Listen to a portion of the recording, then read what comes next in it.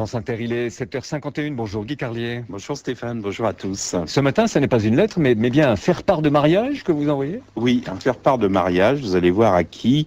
Pour oublier un instant la chape de plomb qui nous a recouvert dimanche à 20h, j'ai décidé effectivement ce matin d'écrire une lettre joyeuse, heureuse, optimiste en vous racontant un événement occulté par l'actualité. Ça s'est passé samedi dernier. Il faisait beau sur Paris, sur la mairie du 14e, et Michel Rocard s'y mariait.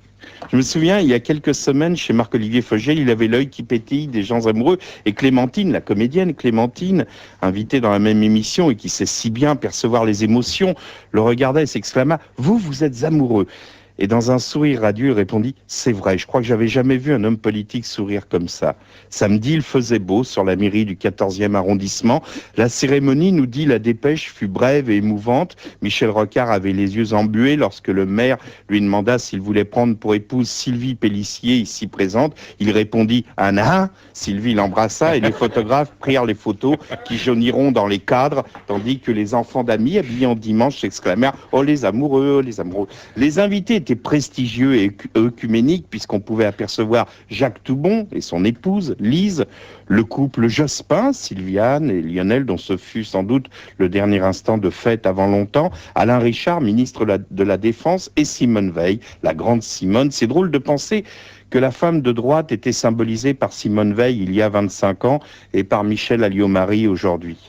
Tiens, à propos, je ne sais pas si vous avez vu, ça y est, Mam est revenu aux affaires depuis hier. La crispée est de retour. Cruella is back in town. Fini Roselyne Bachelot, trop ouverte, trop insoumise. Au RPR, ils lui ont dit, tiens, Roselyne, t'as qu'à nous faire un rapport sur le Pacs, on l'étudiera un de ces jours. Ils sont tous marrés. Bon.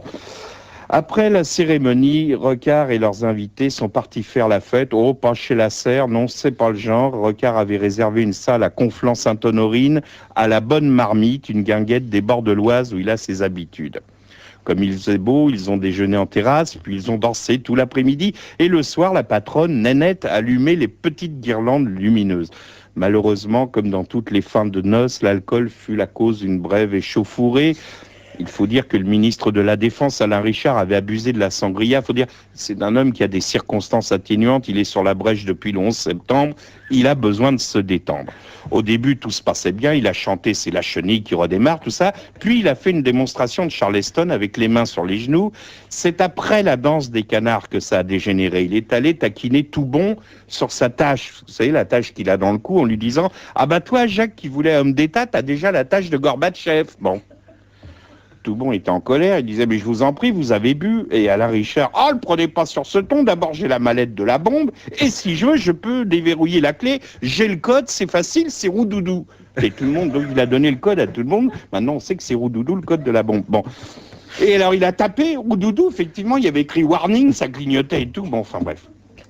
Lionel Jospin, qui pressentait sa défaite, avait également abusé de la sangria, et lorsque Sylviane lui fit remarquer, il lui répondit « Oh, toi Schopenhauer, t'as bien fait de la ramener, parce que j'ai 2-3 choses à te dire. Tu sais quoi, tu m'as plombé la campagne avec tes airs de Madame je sais tout, tu m'étouffes, c'est bien simple, tu me fais penser à Yoko Ono. » Bref, à cet instant, tout le monde s'engueulait. Mais Rocard s'en fichait puisqu'il était déjà parti depuis longtemps. Il avait pris la route pour la Bretagne où l'attendait son bateau. Et là, tenant Sylvie par la main pour pas qu'elle glisse de la planche de coupée, il lui a fait visiter son bateau. Elle sautait de joie, comme le font les petites filles. Michel a mis le moteur en marche juste pour sortir du port. Puis il a monté la grand voile. Il a mis le pilote automatique et le reste leur appartient. Le lendemain, dimanche, lorsque la bête immonde s'éveilla, le bateau était loin en mer. Il y a des jours comme ça où on a très envie d'être amoureux et de partir loin, loin, loin. C'est Guy Marchand qui sera tout à l'heure à partir de 11h et jusqu'à 12h45 l'invité des